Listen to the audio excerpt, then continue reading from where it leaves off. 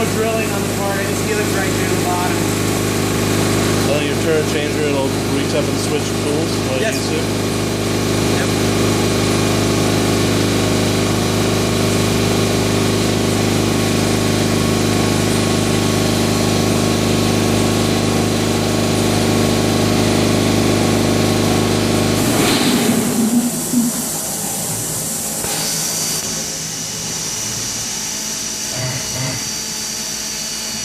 Doing the steps.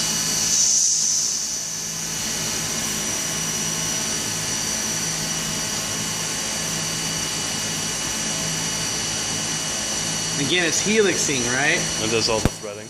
Yeah. Well, this is a different tool to do the threading. But right now, instead of coming in and drilling and getting a real ugly thing, I'm just going right in and going.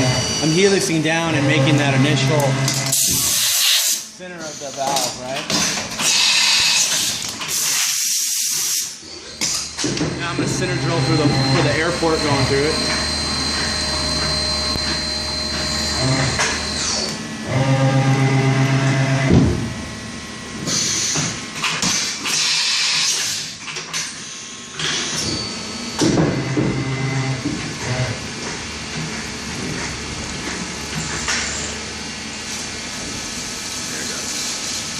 And the coolant's all recycled through the machine, right? All through the machine.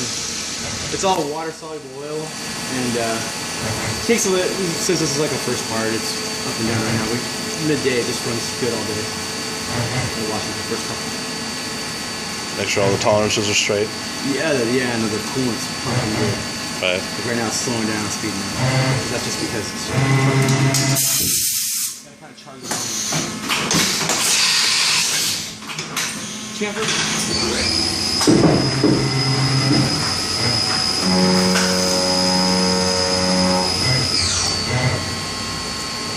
The bird.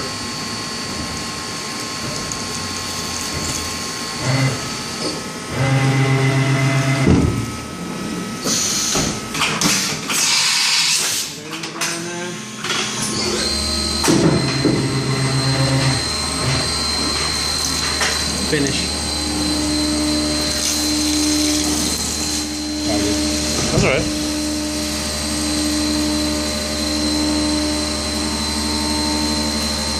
That's cutting all the round around. It's finishing, so it's like a little tool, right? Right.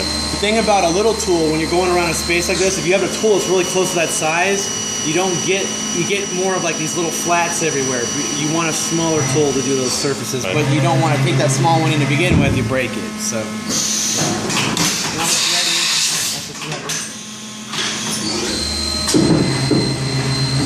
First cut's a little gnarly on this side.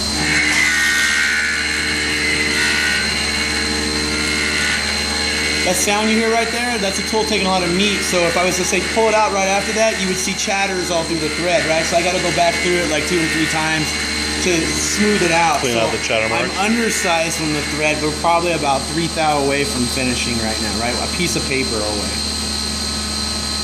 We'll come out and go back down. I think it does it once or twice more. I think there's one more after that. But what's cool about thread milling as opposed to like say tapping is I can go in there and go, hey, I need to open this thread up 2000, so just change one quick number instead of having to change offset a bit. Open it up. I can open it up so big you could drop something straight through there, right? But yeah, so thread milling's definitely the way to go. And that's why I was saying to Bud the other day or today when we were talking about the square adapter coming down. I'm like, wasn't that done in your Bridgeport? I figure it was square because he held it in a vise like this and machined it like this, right? But the round ones, I'm like, well, you did those in a lathe later on. Yeah. Is that what he said he did? No, I was trying to get him a loop, but his answer was that somebody else had made it, so he didn't know actually. Yeah. But I would say that's why, man. There were square ones because they were done conventionally in a mill, probably with a tap. Gotcha. Yeah.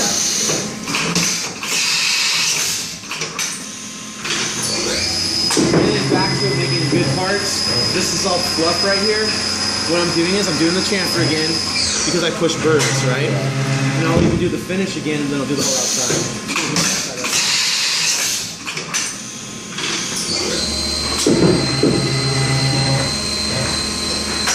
First top real quick. Pull it off top.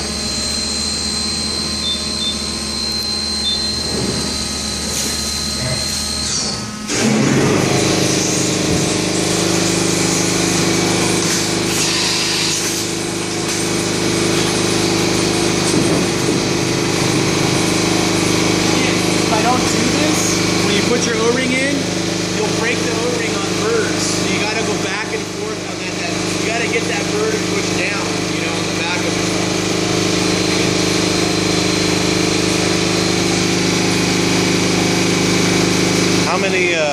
How many lines of code are running for something like this?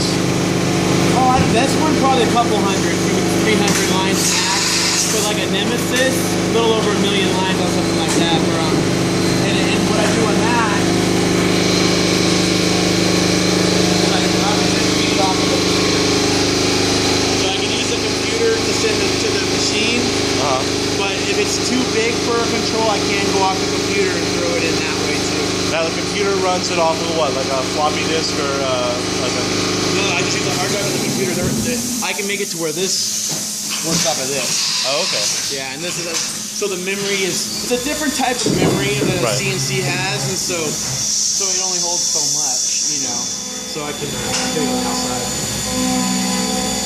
That's doing the outside round now. And again, I'm helixing down through it.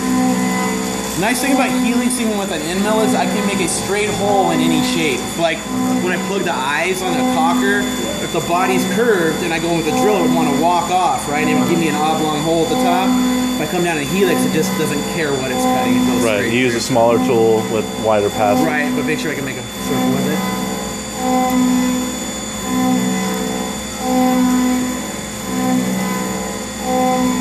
Now, on something like this with the aluminum, how critical is it that you have your coolant running on it? Very critical. More critical than steel. Because it'll melt to the tool and it'll make it look like a I got you. A lollipop. Yeah, right now it's with the machine. This one in particular has a huge coolant through, and I have like these different ports, and I need to basically run coolant through, and then it would be way more consistent. But right now it's sputtery, so I'm watching it. So it works good for you guys doing this. That tool's got a radius on the bottom of it, so it's going to get the radius that's down on the bottom here. Basically, that radius there going through it, right? Right. There's a bird one, D-bird.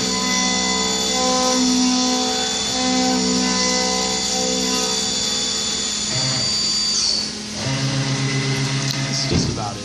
One more tool. What's that? Around the edges. Yes. I don't just a burn. Since I'm one man too, nothing comes out of the machine with a burr on it. So if I have to go through the tools one more extra time, which is what you're seeing here, I do it.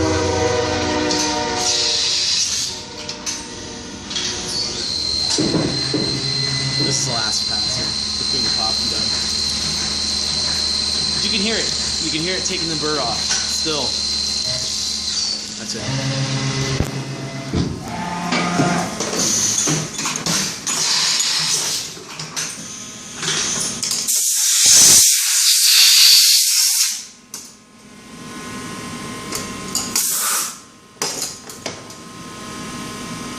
Get a few birds on the very, very bottom of it, but that's just about it.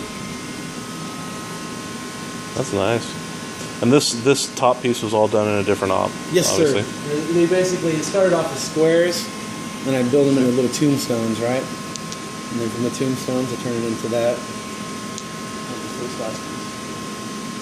Gotcha. And these are eventually going to be Minis. mini pump kit blocks. Let me show you those two real quick. I showed you the other one.